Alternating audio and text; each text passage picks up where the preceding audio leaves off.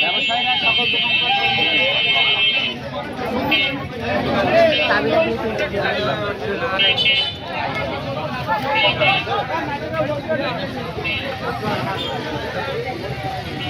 দোকান টাইমে এবারে বলতে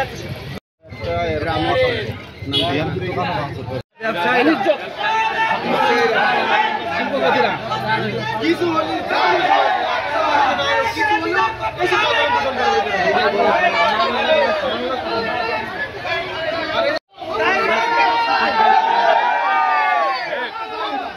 আমরা বাজারে সন্ত্রাস মুক্ত রাখতে চাই।